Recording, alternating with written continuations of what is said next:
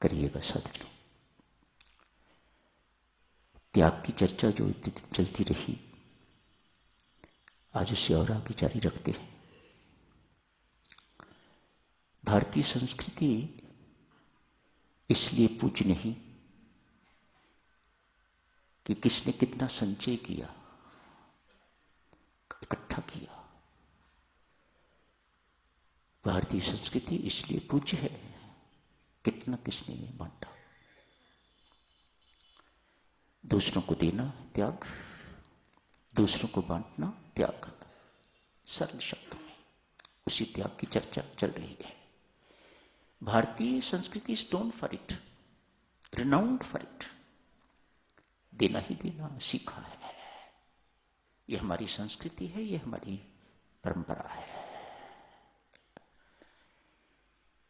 हम रावण की संस्कृति को बिलोंग नहीं करते, हम राम की संस्कृति को बिलोंग करते हैं।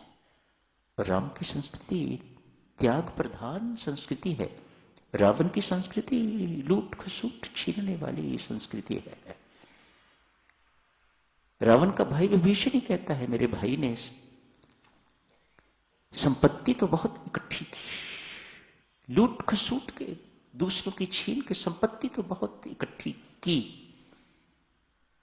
वह संपत्ति जिसके साथ आपत्ति ही आपत्ति जुड़ी हुई है, वह संपत्ति जिसके साथ आपत्ति बिल्कुल नहीं है, जिसे प्यार कहा जाता है, वह प्यार वाली संपदा रावण ने इकट्ठी नहीं करी। इसलिए दुर्दशा है। कब हुआ था रावण? आज तक किसी माता पिता ने अपने पुत्र का नाम रावण नहीं रखा।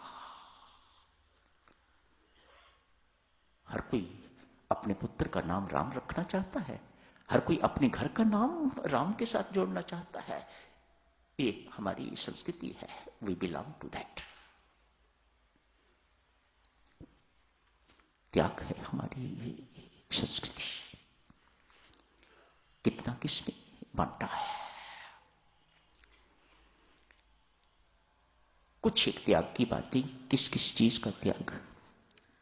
अंतिम बात आप जी ने सुनी थी, डूअरशिप का त्याग करना है। मैं करने वाला हूं, ये अज्ञानता है, ऐसा शास्त्र कहता है। तुम क्या कर सकते हो? कोई क्या कर सकता है परमात्मा की शक्ति के बिना? तो कौन हुआ करने वाला? तू तो अभिनय करने वाला है, एक्टिंग करने वाला है। पीछे करने कराने वाला तो कोई और बैठा हुआ है, वह तेरे अंदर ही बैठा हुआ है। उसे अंतर्यामी कहा जाता है। इस मशीन को चलाने वाला अंदर ही भीतर ही विराजमान है, जिसे अंतर्यामी कहा जाता है। कंट्रोलर ऑफ दिस मशीन, इसका संचालन करने वाला। भक्त क्या मांगता है परमात्मा से? मेरे जीवन की बागडोर परमात्मा तू समझ, इसका संचालन आज से तू अपने हाथों में ले। आज तक मैं भूला भटका था, कहा करता था ये मेरी इच्छा से हो रहा है, ये मेरी इच्छा से हो रहा है। अब मुझे बोध हो गया है कि मेरी इच्छा से कुछ नहीं होता, और मैं चाहता भी नहीं कि मेरी इच्छा से कुछ हो। जो कुछ हो परमात्मा तेरी इच्छा से हो, तेरी शक्ति से हो। इसी को समर्पण कहा जाता है, इसी को शरणागति कहा जाता है। मैंने अपना आप तेरे हवाले कर दिया है, जैसे तू इसे चलाना चाहे चला। जीवन आनंदमय हो जाता है, जीवन परम शांतिमय हो जाता है। हमारे जीवन में बोझ और अशांति का कारण ही, थकान का कारण ही, किसी दिन साधक जनों सुबह से लेकर शाम तक ऐसा समझ के देखना, मैं कुछ नहीं करने वाला, परमात्मा जो कुछ है तू करवाने वाला है। शाम को थकान दूर करने के लिए आपको चाय या कॉफी पीने की जरूरत नहीं पड़ेगी, आपने कुछ किया ही नहीं है। कर्तापन की थकान है, कर्तापन ही हमारे बंधन का कारण है। आज थकान का कारण दिखाई देता है, लेकिन बंधन का कारण दिखाई नहीं देता। हम तो बनते जा रहे हैं, हमारे हाथों को हथकड़ियां लगती जा रही हैं, पांव में बेड़ियां पड़ती जा रही हैं, सिर्फ इस कर्तापन के कारण, डूअरशिप के कारण। I am the doer. मैं ना किया होता तो कौन करता इसे? ये अज्ञानता की बातें हैं, बंधनकारी बातें हैं। इसकी चर्चा तो हो चुकी। कुछ एक उदाहरणों के माध्यम से आप जी ने देखा था, परमेश्वर स्वयं स्पष्ट करते हैं, अरे तो कुछ नहीं कर सकता, मैं हूं सब कुछ करने कराने वाला, तो अपनी अकल ठीक कर बस, और कुछ नहीं।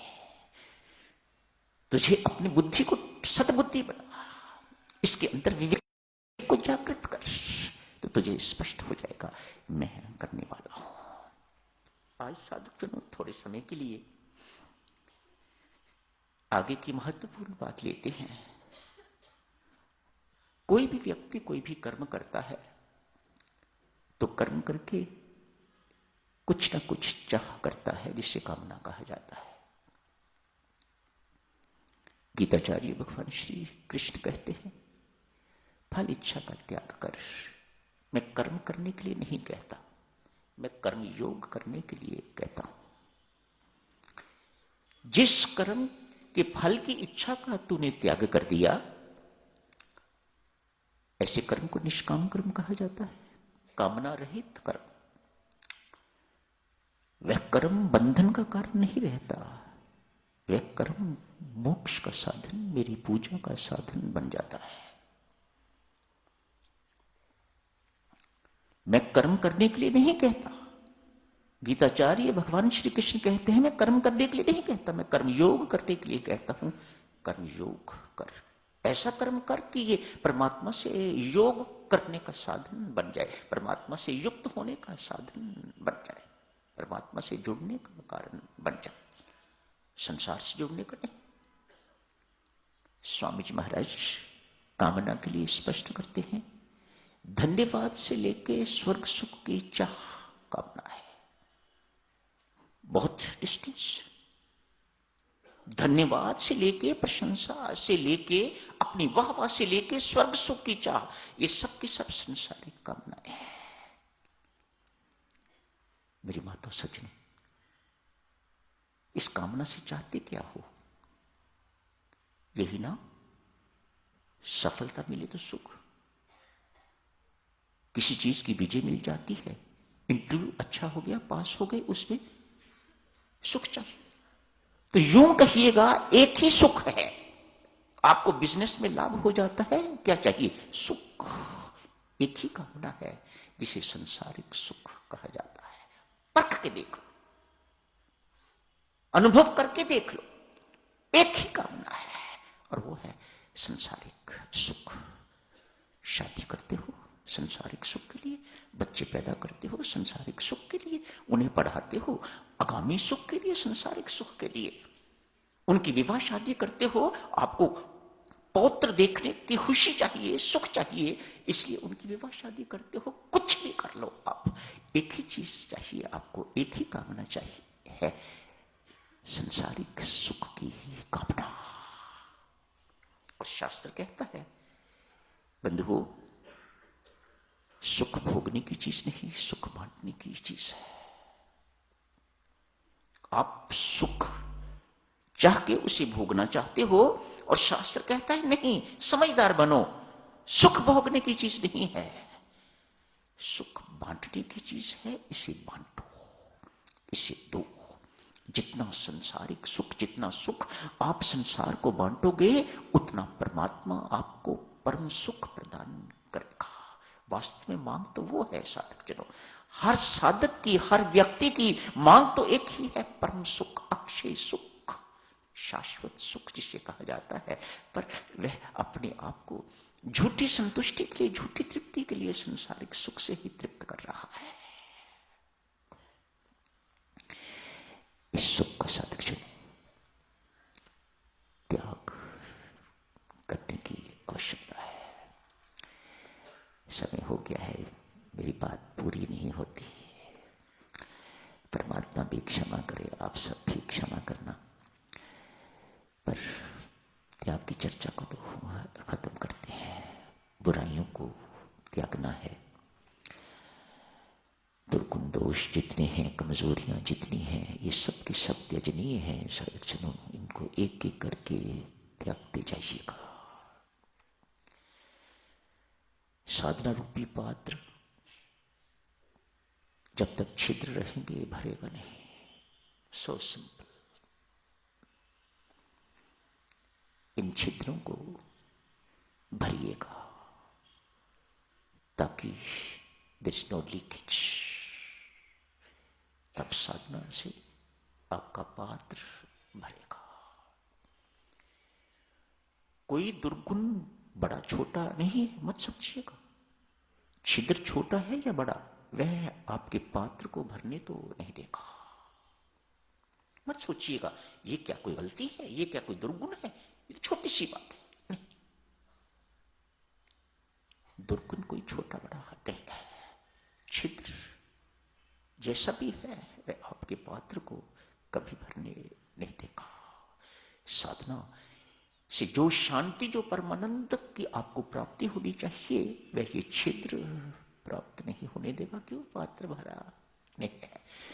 अतिशय कामनाएं, मंगल कामनाएं, साधु कुछ भी नहीं कह सका आपकी सेवा में, माफ करे। पर